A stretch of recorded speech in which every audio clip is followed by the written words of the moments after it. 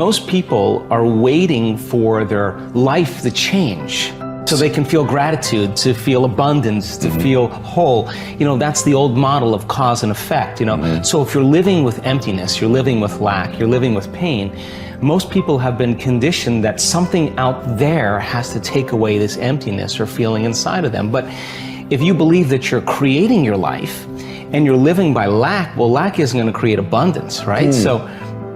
So then it makes sense then that you don't really actually create wealth, you generate wealth, you generate abundance. So the moment you start teaching your body emotionally what that future is going to feel like before it's made manifest, well, your body, as the unconscious mind, believes it's living in that future in the present moment. Now, it's a scientific fact that it's the environment that signals the gene. The end product from an experience in the environment is an emotion. So when you begin to embrace an elevated emotion, you're beginning to signal the gene ahead of the environment. What's the importance of that? Well, genes make proteins, and proteins are responsible for the structure and the function of your body. And the expression of proteins is the expression of life.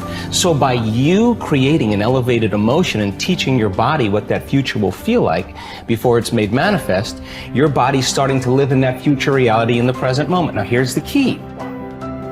If you were able to become familiar with gratitude, become familiar with wholeness, become familiar with abundance, become familiar with freedom, and you're able to generate those chemicals every single day, more than likely you would be walking around feeling like your future has already happened, and you would no longer be looking for it to happen. You would already feel like it has happened. Now, what is the importance of that? Well, you're literally becoming somebody else. So you're leaving your lack, you're leaving your guilt, you're leaving your emptiness behind. Your personality, literally, Ed, is made up of how you think, how you act, and how you feel.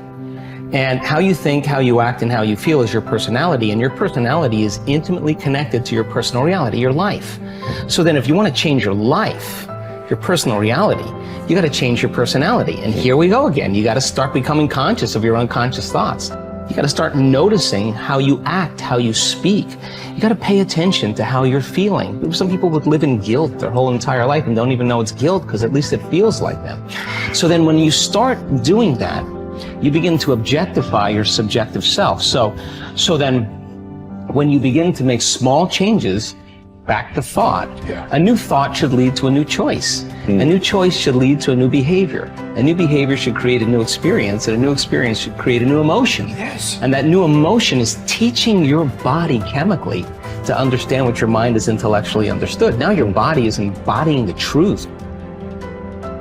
I believe in human possibility, human potential, and I think that one of our biggest limiting beliefs is the belief of how limited we really are.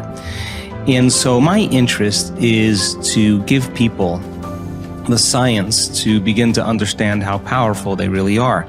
And I think that science really is the language that does that really well. And the new sciences like quantum physics and neuroplasticity, neuroscience, neuroendocrinology, psychoneuroimmunology, the mind-body connection, epigenetics, all of those sciences point the finger at possibilities. So I want to create a language for people from a philosophical or theoretical standpoint for them to begin to understand what's possible. But then I want to be able to have those people begin to wire that information in their brain completely, because learning is making new connections, right, in the brain. But remembering is maintaining and sustaining those connections. And it's so much easier to lose our vision than to remember it, right? So then we have to begin to hardwire the brain or install the neurological hardware in preparation for an experience. So the more people understand what they're doing and why, then the how gets easier. So I want to then set up the conditions in an environment, in a workshop where people can begin to apply or personalize what they learn so that they can have an experience. An experience then further enriches the brain. But the prize of an experience is an emotion. And once you start feeling unlimited, once you start feeling abundant, once you start feeling worthy, now you're teaching your body chemically to understand what your mind has intellectually understood. So knowledge is for the mind and experiences for the body, and people begin to embody the truth, that philosophy. Now, if they can repeat it over and over again, it'll become innate in them. It'll become natural, second nature, it'll become easy. They'll begin to master that philosophy. So I want people to begin to understand that thoughts are very powerful. Feelings drive our thoughts, and that they can begin to create a better life for themselves once they understand some of these principles. Your capability is constant, but how much of it you use depends upon the identity you have for yourself. For example, if you feel certain that you are an outgoing, outrageous person, you'll tap the resources of behavior that match your identity. Whether you see yourself as a wimp or a wild man, a winner or a wallflower, will instantly shape which capabilities you access. You may have read the book Pygmalion in the classroom, which details the dramatic change in students' performance when they become convinced that they are gifted. Time and again, researchers have shown that students' capabilities are powerfully impacted by the identities they develop for themselves as the result of teachers' belief in their level of intelligence. In one study, a group of teachers were told that certain students in their classes were truly gifted and to make sure that they challenged them to continue to expand. As can be expected, these children became the top achievers in their class. What makes this study significant is that these students had not actually demonstrated higher levels of intelligence. And in fact, some had previously been labeled poor students. Yet it was their sense of certainty that they were superior, which had been instilled by a teacher's false belief, that triggered their success. The impact of this principle is not limited to students. The kind of person other people perceive you to be controls their responses to you. Often this has nothing to do with your true character. For example, if a person sees you as a crook, even if you're an honest person and do good things, this person will search for the sinister motive behind your acts. What's worse is that after making a positive change, we often allow others in our environment who have not changed their image of us to anchor our own emotions and beliefs back into our old behaviors and identities. We all need to remember that we have tremendous power to influence the identities of those we care about most. The best effect of fine persons is felt after we have left their presence. Ralph Waldo Emerson. We all will act consistently with our views of who we truly are, whether that view is accurate or not. The reason is that one of the strongest forces in the human organism is the need for consistency. Throughout our lives, we've been socialized to link massive pain to inconsistency and pleasure to being consistent. Think about it. What labels do we attach to people who say one thing and then do another, who claim to be one way and then behave another? We call them hypocritical, fickle, unstable, unreliable, wishy-washy, scatterbrained, flaky, untrustworthy. Would you like to have these labels attached to you? Would you even like to think of yourself in this way? The answer is obvious. A resounding no as a result whenever we take a stand, especially a public stand, and state what we believe, who we are, or what we're about. We experience intense pressure to remain consistent with that stand, regardless of what that inflexibility may cost us in the future.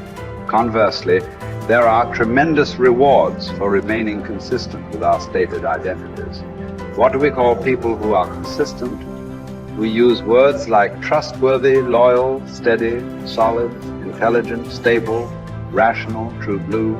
How would you like to have people consistently use these labels to describe you?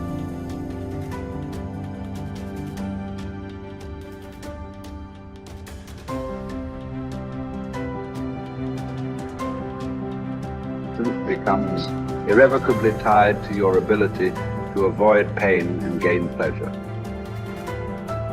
Life is a game we are all bound to lose. The man who looks for the morrow without worrying over it knows a peaceful independence and a happiness beyond all others. Whoever has said, "I have lived," receives a windfall every day he gets up in the morning. Confronting the worst case scenario saps it of much of its anxiety, inducing power. Happiness reached via positive thinking can be fleeting and brittle. Negative visualization generates a vastly more dependable calm. It is a ridiculous thing for a man not to fly from his own badness, which is indeed possible, but to fly from other men's badness, which is impossible. Hour by hour resolve firmly to do what comes to hand with dignity and with humanity, independence, and justice. Allow your mind freedom from all other considerations. This you can do if you will approach each action as though it were your last, dismissing the desire to create an impression, the admiration of self, the discontent with your lot. See how little man needs to master for his days to flow on in quietness and piety. He has but to observe these few counsels, and the gods will ask nothing more. When force of circumstance upsets your equanimity, lose no time in recovering your self-control, and do not remain out of tune longer than you can help. Habitual recurrence to the harmony will increase your mastery of it. If you apply yourself to study, you will avoid all boredom with life. You will not long for night because you are sick of daylight. You will be neither a burden to yourself nor useless to others. You will attract many to become your friends, and the finest people will flock about you. Life is neither a glorious highlight reel nor a monstrous tragedy. Every day is a good day to live and a good day to die. Every day is also an apt time to learn and express joy and love for the entire natural world. Each day is an apt time to make contact with other people and express empathy for the entire world. Each day is perfect to accept with indifference all aspects of being.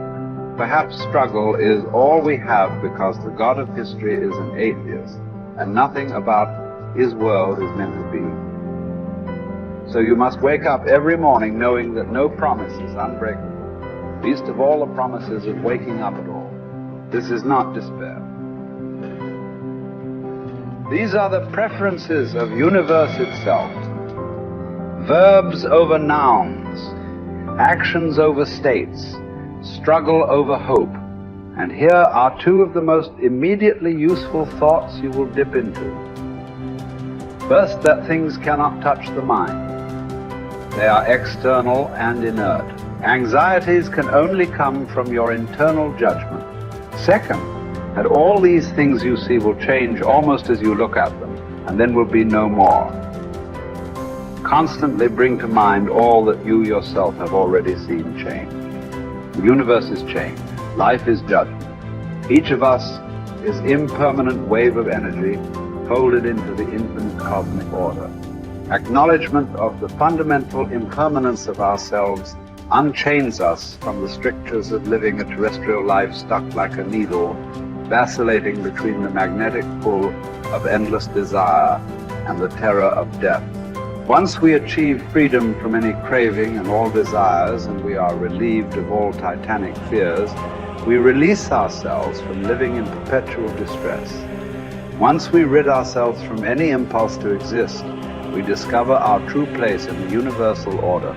The composition of our life filament is exactly right when we accept the notion of living and dying with equal stoicism. You have the power to strip away many superfluous troubles located wholly in your judgment, and to possess a large room for yourself embracing in thought the whole cosmos, to consider everlasting time, to think of the rapid change in the parts of each thing, of how short it is from birth until dissolution, and how the void before birth and that after dissolution are equally